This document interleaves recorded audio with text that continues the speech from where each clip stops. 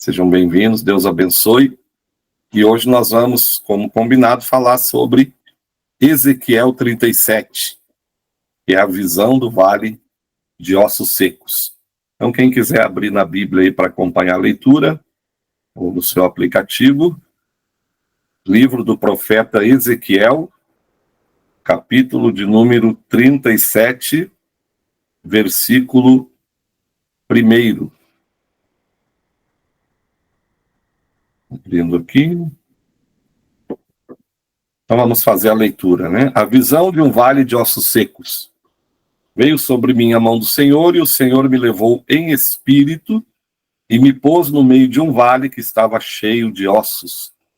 Me fez andar ao redor deles, e eis que eram muito numerosos sobre a face do vale, e estavam sequíssimos. E me disse: filho do homem, poderão viver estes ossos? E eu disse: Senhor Jeová, tu o sabes. Então me disse: profetiza sobre estes ossos, e dize-lhes: ossos secos, ouvi a palavra do Senhor. Assim diz o Senhor Jeová a estes ossos: eis que farei entrar em vós o espírito e vivereis, e porei nervos sobre vós, e farei crescer carne sobre vós, e sobre vós estenderei pele, e porei em vós o espírito e vivereis, e sabereis que eu sou o Senhor. Então profetizei como se me deu ordem, e houve um ruído enquanto eu profetizava. E eis que se fez um rebuliço, e os ossos se juntaram, cada osso ao seu osso. E olhei, e eis que vieram nervos sobre eles, e cresceu a carne. Estendeu-se a pele sobre eles por cima, mas não havia neles espírito. E ele me disse: profetiza o espírito, profetiza ao filho do homem. E diz ao espírito: assim diz o Senhor Jeová: vem dos quatro ventos ao espírito e assopra sobre estes mortos, para que vivam. E profetizei como ele me deu ordem. Então o espírito entrou neles, e viveram e se puseram em pé um exército grande em extremo. Então me disse: filho do homem, estes ossos são toda a casa de Israel. Eis que dizem: os nossos ossos se secaram, pereceu a nossa esperança, nós estamos cortados. Portanto, profetiza e diz-lhes: assim diz o Senhor Jeová: eis que eu abrirei as vossas sepulturas, e vos farei sair das vossas sepulturas, ó povo meu, e vos trarei a terra de Israel. E sabereis que eu sou o Senhor, quando eu abrir as vossas sepulturas, e vos fizer sair das vossas sepulturas, ó povo meu. E porei em vós o meu espírito, e vivereis, e vos porei na vossa terra, e sabereis que eu, o Senhor, disse isso e o fiz, diz o Senhor. Até aqui a nossa leitura. Para mim, um dos textos proféticos mais ricos da Bíblia Sagrada, e um dos textos que nós vimos lá em Israel, e podemos entender que já iniciou o cumprimento dessa profecia, né? Quando Israel estava espalhado, e depois Deus os trouxe de volta após o holocausto à sua terra. Mas nós vamos falar hoje aqui da parte profética. A gente sabe que a Bíblia ela pode ser interpretada de forma literal, alegórica e também de forma profética. E o texto ele é tão rico que já na primeira porção do primeiro versículo já traz uma revelação. Porque a Bíblia diz que a mão do Senhor me levou e me pôs num vale. Então, duas coisas que nós precisamos entender é que nem toda vez que nós estamos no vale, quem nos leva para lá é o inimigo. Às vezes, quem nos põe no vale é o próprio Deus. Porque a Bíblia diz que a mão do Senhor que levou Ezequiel e pôs ele num vale. E a gente sabe que quando a Bíblia fala de vale, a Bíblia está falando de momentos difíceis, a Bíblia está falando de dificuldades, de provações, de turbulências na nossa vida. Mas de vez em quando, a mão do Senhor nos leva a estes lugares.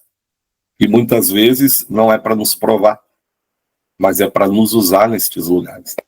Às vezes nós vamos parar em alguns lugares que nós não entendemos por que nós estamos lá. Mas se nós estamos lá é porque o Senhor tem um propósito. com a nossa vida naquele lugar. E Deus tinha um propósito na vida de Ezequiel. E olha que interessante, a Bíblia diz que Deus o coloca no meio do vale. E depois que Deus coloca ele no meio do vale, Deus dá uma ordem para ele andar ao redor daquele vale. E quando ele chega no vale, a Bíblia vai dizer que ele olha e vê que o vale está cheio de ossos. Mas quando ele anda ao redor do vale, ele muda a sua visão. Porque agora ele vai dizer assim, ó, que os ossos são numerosos e estão sequíssimos. Por quê? Porque depois que ele anda ao redor do vale, ele faz uma análise. Logo que ele chega, ele tem uma análise superficial, ele vê que o vale está cheio de ossos. Mas quando ele anda ao redor e observa e analisa, então ele chega à conclusão que os ossos são numerosos e não são apenas ossos, mas são ossos que estão sequíssimos. E aqui também eu aprendo outra situação quando eu leio essa parte, porque muitas vezes nós nos precipitamos ao dar um diagnóstico da situação, não é verdade? Quando a gente precisa aconselhar alguém, ou alguém nos pede uma opinião, ou a gente precisa dar um direcionamento para alguém, muitas vezes a gente não anda ao redor do vale antes de falar. A gente não analisa aquela situação. A gente não para ouvir, não para orar, não para analisar. Simplesmente, a gente já sai falando sem antes analisar. Mas todas as vezes que nós precisarmos falar alguma coisa importante para alguém, um direcionamento, palpite, uma opinião, porque a gente falar da vida dos outros é fácil, porque a gente não está vivendo o problema que eles estão vivendo, não é verdade? A gente está analisando de fora e a gente tem uma opinião, aquele casamento isso, aquela mulher aquilo, aquela família, né? Aquele homem. Por quê? Porque a gente ainda não andou ao redor do vale. Porque talvez se a gente parar, ouvir, prestar atenção, se inteirar da situação, o nosso julgamento muda. Como mudou o julgamento de Ezequiel.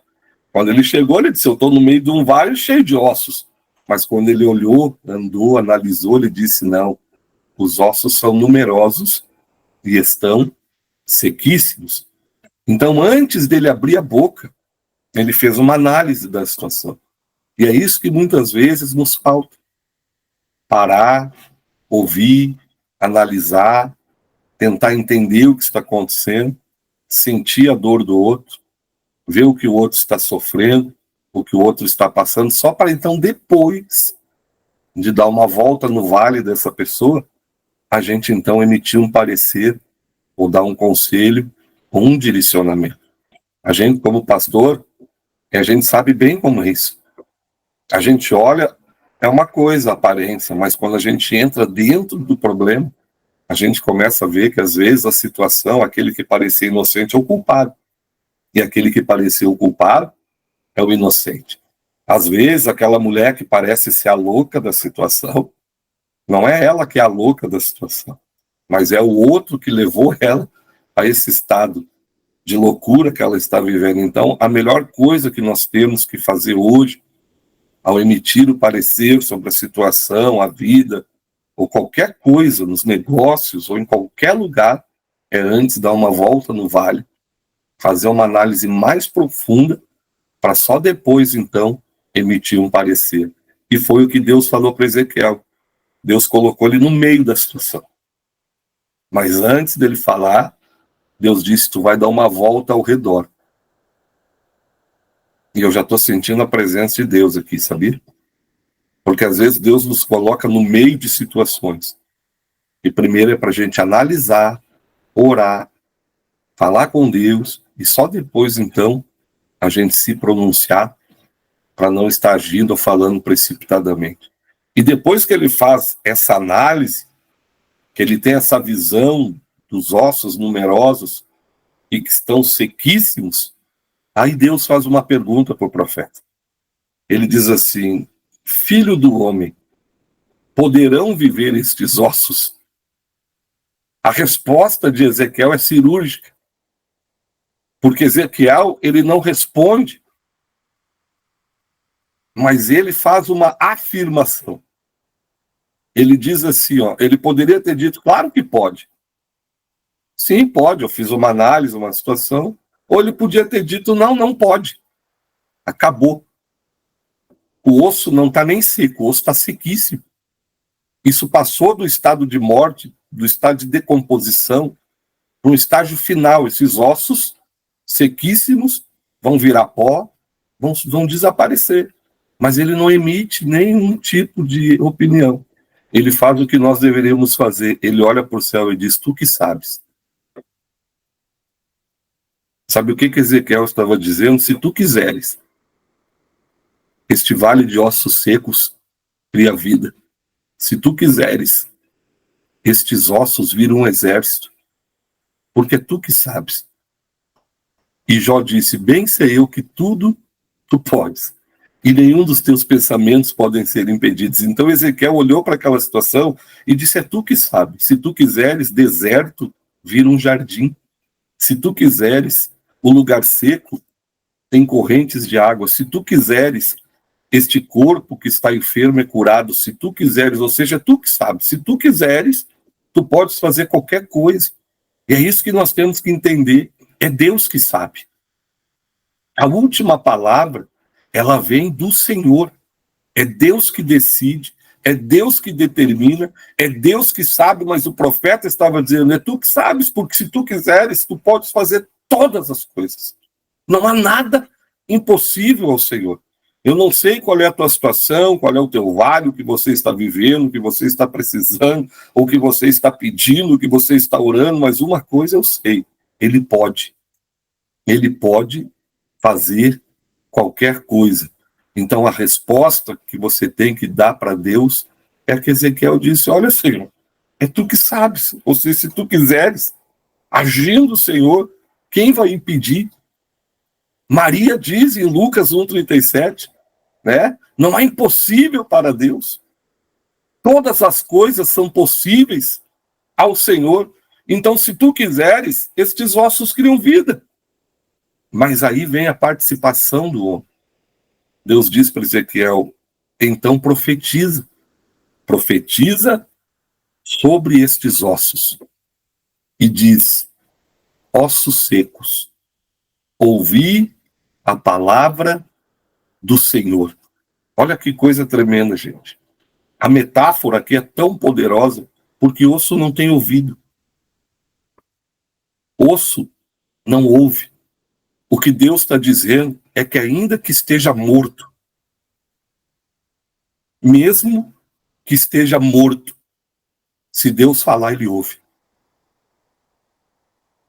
Olha que coisa fantástica. Ainda que esteja morto, viverá. Você sabe por que Jesus, quando chegou na sepultura de Lázaro, chamou Lázaro pelo nome? Porque se ele tivesse dito morto, sai para fora, o cemitério inteiro sairia das sepulturas. Porque quando Jesus dá uma ordem, a morte vira vida. Você sabe por que o ladrão da cruz morreu antes de Jesus? Por quê? Porque se Jesus morreu depois de Jesus, porque se Jesus estivesse vivo quando ele morresse, ele ressuscitava. Porque qual é o defunto que você viu na Bíblia? Qual é o morto que você viu na Bíblia? Que cruzou com Jesus e ficou morto? Quando Lázaro estava morto, ressuscitou. Quando Jesus chegou na casa de Jairo, a menina estava morta e ressuscitou. Quando Jesus cruzou com o filho da viúva de Naim, ele estava morto e ele ressuscitou. Porque não teve ninguém que quando Jesus estava vivo e cruzou com ele e estava morto, continuou morto. Então o ladrão da cruz morre depois de Jesus, porque se morre antes, Jesus ressuscitava ele. Assim como o profeta Ezequiel está naquele vale, o profeta sabe, o Senhor tem poder para trazer aquilo que está morto à vida. E Deus disse, profetiza então.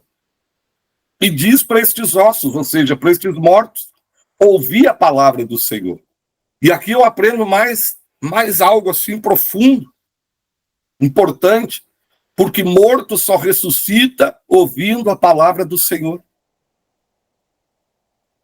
Os mortos que a gente está falando aqui são mortos espirituais.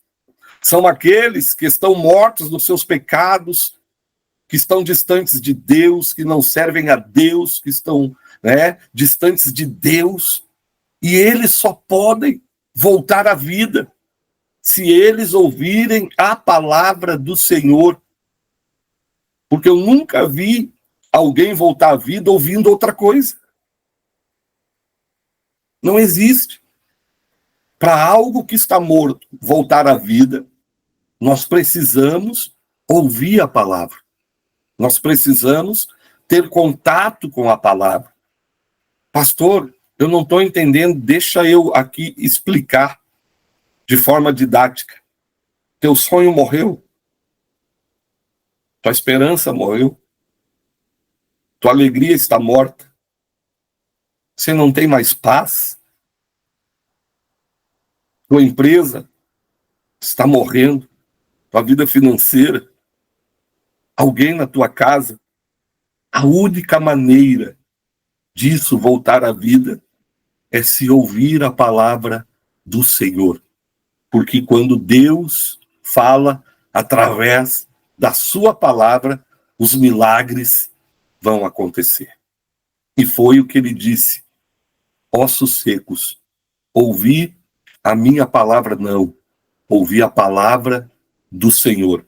E aí, ele na profecia, ele diz assim: e porei em vós o meu espírito e vivereis, e farei crescer em vós os nervos, a carne e a pele, e vivereis. E aí o profeta vai dizer assim: então profetizei conforme o Senhor me ordenou. Mais uma lição nesse texto. Não é como nós queremos, é como ele quer. Não é do nosso jeito, da nossa forma, com as nossas palavras. Se você ler o livro do profeta das visões, o Zacarias, lá está escrito: não é nem por força e nem por violência, mas é pelo meu espírito, assim diz o Senhor.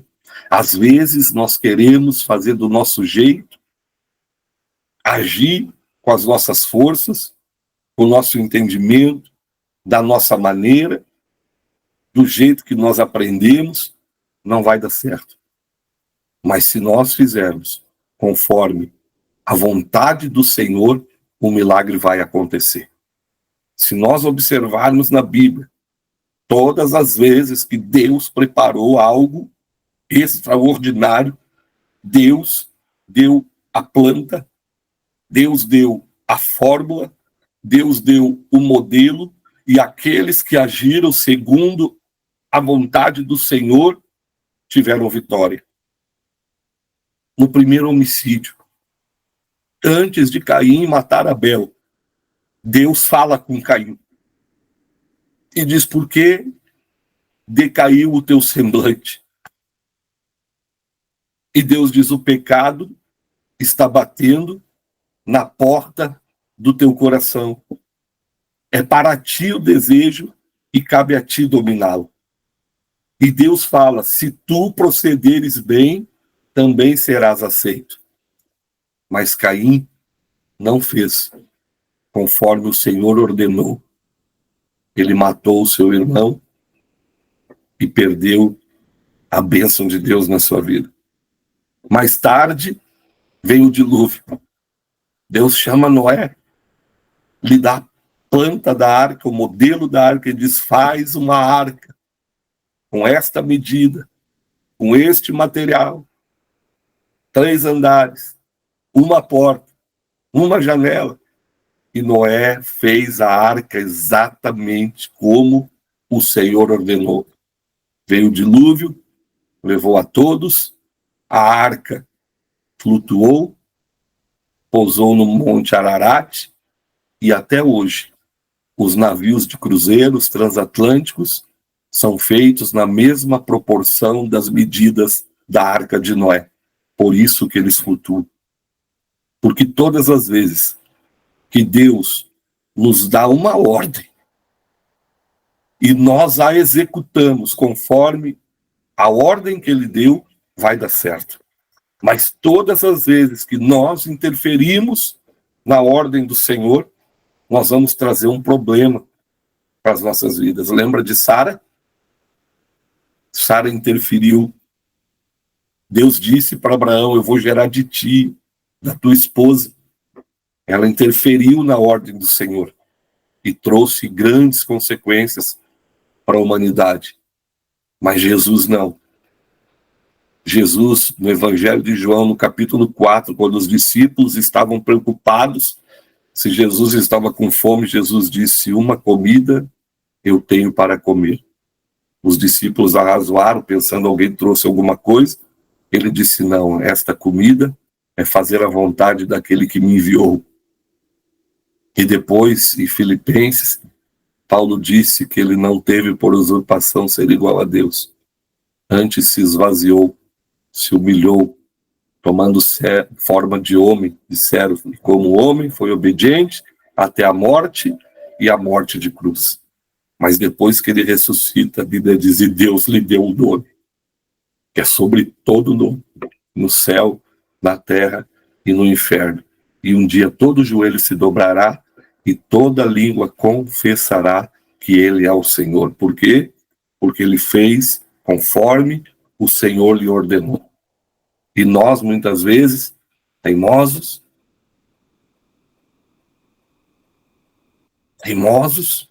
Deus está falando e a gente não faz. Deus está nos ordenando e a gente não executa. Deus está nos pedindo, nos instruindo, e a gente está fazendo da nossa maneira. Deus me trouxe hoje aqui para te dizer: não vai dar certo. Mas se tu fizer conforme o Senhor te ordenou, pode ter certeza que a bênção de Deus já está a caminho para a sua vida. Então ele profetiza conforme o Senhor lhe deu ordem. E olha que coisa tremenda. Enquanto eu profetizava, diz o texto, era como um ruído. Mas, de repente, virou um rebuliço no vale. O que isso significa? É que nos parece que a nossa palavra, a nossa oração, muitas vezes é um ruído. Aos nossos olhos, é só um ruído. Mas todas as vezes que alguém ora na terra, acontece um rebuliço no céu. Pode ter certeza. Se nós estamos orando segundo a vontade de Deus, acerca de qualquer assunto, pode parecer para nós, e às vezes até o inimigo diz: que oraçãozinha mais fraca. Isso aí Deus não vai nem te ouvir. Mas já está acontecendo um rebuliço. Olha o que o texto diz: era como um ruído, aconteceu um rebuliço, e quando eu olhei para o vale, era cada osso se juntando ao seu osso. Gente, olha que coisa fantástica isso. Era um vale cheio de ossos sequíssimos. Imagina aquele monte de esqueleto, tudo desmanchado, osso em cima de osso. E de repente, quando ele profetiza, cada osso sai procurando seu osso e se encaixando. É o que o texto diz: cada osso ao seu osso. Imagina o meu fêmur, né? Eu pequenininho, aí pego o Márcio, um gigante, meu fêmur vai lá e encaixa na bacia dele e diz: não é daqui. Não é nessa, não. E aí sai de lá e vem, encaixa na minha. E aí vem a tíbia, vem o perônio, vem o menisco, vem a falange, a falangia, a falangeta, e todos os ossos do corpo, e cada osso se encaixando ao seu osso, e aquele rebuliço, e osso com osso, e osso com osso, aquele barulho daquele vale, quando ele olha, tá aqueles esqueletos todos formados. Pastor, o que é isso? Deus vai colocar tudo no seu devido lugar. Deus, quando opera, ele não coloca osso no outro osso. Não, Deus, quando faz, coloca tudo no seu lugar. Tudo de volta ao seu lugar. E ele olha e ele vê aqueles esqueletos, e vê então crescendo os nervos, vê crescendo a carne, junto com a carne os músculos, vê a pele, e quando ele olha, aqueles corpos estão formados. Pastor, o que significa isso? Esqueleto, estrutura. Nervos. Os nervos são o que colocam em movimento e levam todos os estímulos até o cérebro, controle. Pastor, o que é a carne e os músculos? Força. E a pele, cobertura, proteção. Quando Deus restaura algo em nós, Ele nos dá estrutura, controle, força e proteção. É isso que Deus fala. Você tem estrutura, você tem controle, que é autoridade, você tem força, que é poder, e você tem cobertura, que é a presença de Deus cuidando da sua vida. É por completo. Mas olha que coisa fantástica. Aí o profeta olha e diz assim, mas não tem vida. Leia o texto. Não tem vida. Mas estão formados, mas não tem vida. Inclusive o texto vai dizer que não estavam de pé, porque mais tarde Deus vai os colocar de pé. E aí eu começo a entender que muitas pessoas estão dessa maneira. Você já conheceu alguém que chegou para você e disse, isso não é vida. O que eu estou vivendo não é vida. Por que Deus me criou? Por que eu vim a esse mundo? Para que eu nasci? São pessoas que respiram, que caminham, que falam, que pensam, mas por dentro estão mortos. Não tem vida. Não, sabe, não vivem. Não tem paz, não tem alegria, não tem esperança, não tem expectativa. São mortos vivos. Estão apenas respirando. E aí o profeta disse assim, mas não tá bom desse jeito.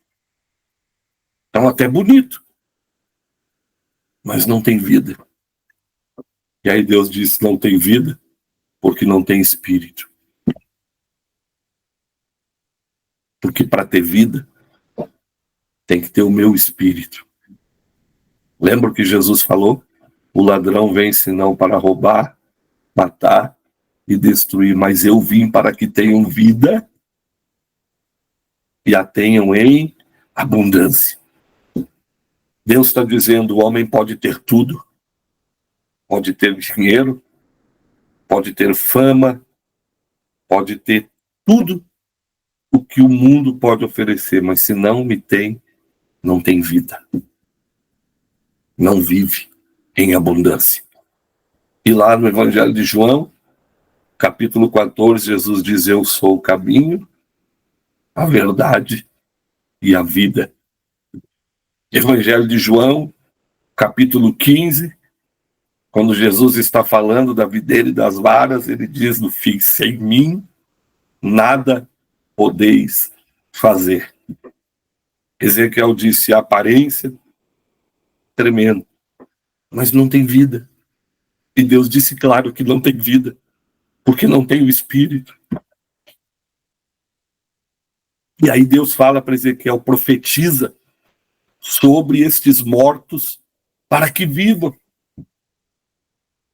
Profetiza e diz, filho do homem, sopra, ó vento, dos quatro cantos desta terra, vem Espírito e entre nesses mortos.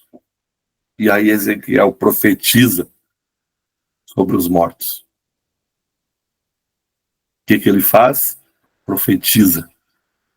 Profetiza vida. Profetiza a bênção.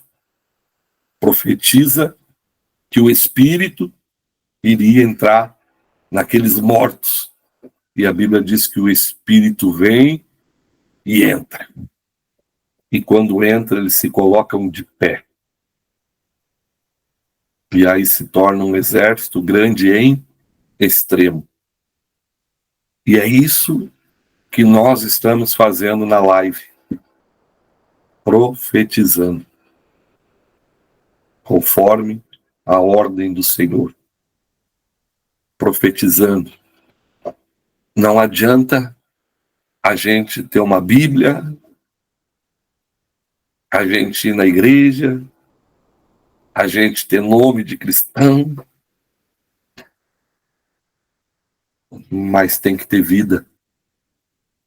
E para ter vida, tem que ter o Espírito de Deus.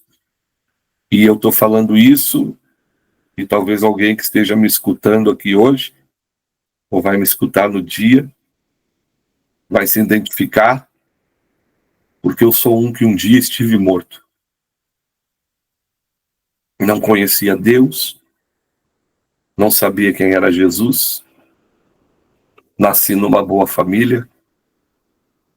Quem é do Rio Grande do Sul sabe, fui criado no centro de Porto Alegre, morava na Avenida Independência, próximo ao Colégio Rosário, participava dos melhores clubes, União, Sojipa, Leopoldina Juvenil, fui atleta do Grêmio, vivi uma vida esplêndida, mas era morto, porque não tinha vida. Vazio, morto, triste, depressivo, nas festas, na noite, nas coisas ruins, mas não tinha vida. Até que um dia, alguém profetizou sobre a minha vida.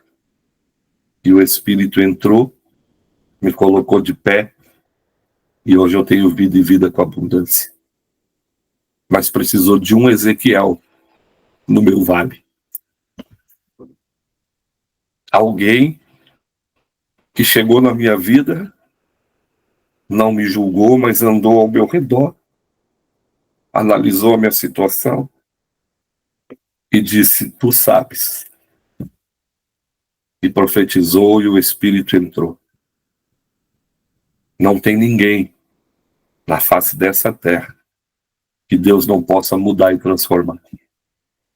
Mas às vezes o que falta é um Ezequiel nesse vale. Não para julgar, não para apontar, mas para fazer a vontade do Senhor, analisar a situação, profetizar no vale e vai criar vida. E olha que coisa tremenda. Quando nós terminamos o texto, a Bíblia diz que aqueles ossos eram a casa de Israel. Eles diziam: não temos esperança, estamos cortados, nossos ossos secaram, estamos mortos, sepultados, acabou. Você já viu uma pessoa sem esperança, sem expectativa? O que a gente fala para alguém que perde a esperança? Para alguém que chega para você e diz assim: eu estou morta, não quero mais viver. E eu me lembrei agora de uma ocasião, ainda era um pregador itinerante, e a gente tinha um bom conhecimento em muitos lugares, e um dia uma irmã, dirigente do círculo de oração da igreja Assembleia de Deus da Alvorada, da Central, nos convidou para um almoço, eu e minha esposa. E a gente gosta, né, de almoçar e jantar na casa dos irmãos, né? Sempre é bom, né, Márcio? A gente foi com alegria, mas quando nós chegamos lá, a irmã disse: antes do almoço, pastor, eu quero lhe fazer uma pergunta. E eu digo: pergunta, irmã. Ela disse assim: por que Deus levou meu filho de 10 anos, com 5 paradas cardíacas, brincando numa pracinha, e não levou aquela criança que é abusada, espancada, mal cuidada, que passa fome? Por que ele levou o meu filho? Eu engoli seco, olhei para minha esposa. Nessa hora não tem teologia, não tem nada. Tu olhar para uma mãe que perde um filho assim, e ela diz: por que não fui eu? Porque quando meu filho morreu, eu também morri. Não quero mais viver. E eu baixei a cabeça e por 30 segundos eu fiz uma oração e disse: Deus, tenha misericórdia, faz alguma coisa, porque eu não sei o que responder. E quando eu olho assim, passa um instante como se fosse um filme, assim, muito rápido, mas também parecia muito longo. Ela para e diz assim: Deus falou comigo agora, pastor. Quando o senhor baixou a cabeça, Deus me deu uma visão. Eu disse: conta, irmã. Ela disse: eu vi um jardim de rosas vermelhas, muito lindas. E de repente, no meio do jardim, uma rosa se ergueu. E o jardineiro entrou, apanhou a rosa e disse: essa é a rosa mais bonita e perfumada desse jardim, e eu quero ela aqui comigo. E levou aquela rosa. E o Espírito Santo disse para ela: esse era o teu filho. E aí ela disse: o senhor não precisa mais me responder. E eu glorifiquei a Deus, porque o que falar para uma pessoa que não tem esperança, expectativa, mas ela entendeu, e ela voltou a sorrir, e voltou a viver, e continuou a sua jornada, porque naquele momento eu entendi que tu o sabes. A gente não sabe. Às vezes a gente até pensa que sabe. Então nessa noite, eu não sei se você está no vale, porque você está sequíssimo, ou se você está no vale porque Deus quer te usar nesse vale. Mas seja qual for a situação, ainda existe vida aí. E Deus vai fazer um milagre quando a gente se posicionar e fazer segundo aquilo que Ele tem nos ordenado. Vamos orar. Pai, nós te agradecemos por esta live, por este momento, por esta palavra. O Senhor tem falado muito forte aos nossos corações. Levanta mais Ezequiéis, homens e mulheres de Deus, dispostos a não estar somente nos palácios, nos jantares, nos almoços, mas também nos vales, ao lado das pessoas que estão vivendo momentos difíceis, para ser uma voz profética.